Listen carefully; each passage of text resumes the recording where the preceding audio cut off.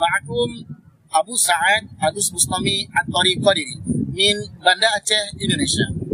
سؤالي: بعد الحساب والفصل بين العباد يوم القيامة يدخل أهل الجنة الجنة، الله يجعلنا منهم، وأهل النار النار، فما مصير الملائكة بعد يوم القيامة؟ وكذلك هل يدخل الجن أيضا في الجنة أو النار؟ أفيدوني أفادكم الله.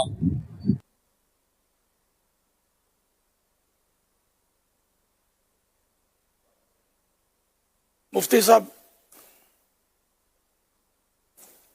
جی ایسا ہی ہے کہ قیامت کے دن حساب و کتاب کے بعد جنتی جنت میں داخل ہوں گے، اور جس کا اللہ پاک بلا حساب و کتاب جنت میں جس کو داخل فرمائے وہ داخل ہوگا. اسی طرح جہنمی جو ہوں گے وہ عمومی طور پر وہی ہوں گے کہ جن کا حساب و کتاب ہوگا اور اس کے بعد پھر جہنم میں داخل کیا جائے گا. البتہ بعض جن کا کفر ایسا واضح ہے، جو کفار کے سرغنہ ہیں، جیسے ابو جہل وغیرہ، تو فرعون ہو گیا، تو ان کو تو ڈائریکٹ جہنم کے اندر ہی داخل کر دیا جائے گا. اب رہا یہ کہ جو فرشتے ہیں ان کا کیا ہوگا، تو قرآن و سنت کے اندر واضح طور پہ موجود ہے کہ یہ فرشتے، ان میں بعض وہ ہیں کہ جو جہنم میں جائیں گے لیکن یہ عذاب دینے کے لیے جائیں گے. جیسے سورۃ العلق کے اندر اللہ پاک نے زبانیہ کے حوالے سے فرمایا کہ وہ مقرر ہیں.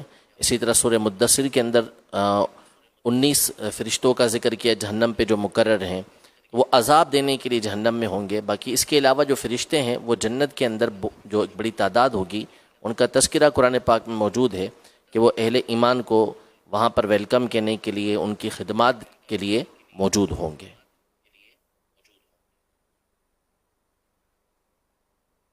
جنات کا بھی تذکرہ ہے. جی وہ آپ ارشاد فرما رہے.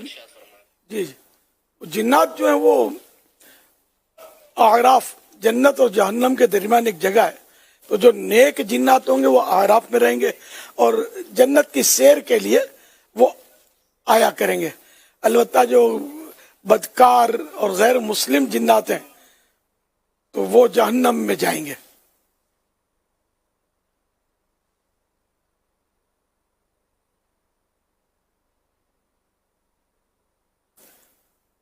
صلو علی الحبیب صلی اللہ علیہ محمد. اچھا، گناہگار جنات جو ہیں وہ جن کو عذاب ہوا تو وہ عذاب پانے کے بعد پھر اعراف میں لائے جائیں گے نا؟ جی ایسا ہی ہے، یعنی کیونکہ جو ایمان لے کر گیا، چاہے وہ جنات میں سے ہو چاہے وہ انسان میں سے ہو، اس کے لیے خلود فی النار، یعنی ہمیشہ جہنم کے اندر رہنا نہیں ہے، باہر نکلنا ہے اس کا. ہاں، جو غیر مسلم جنات ہمیشہ جہنم میں رہیں گے.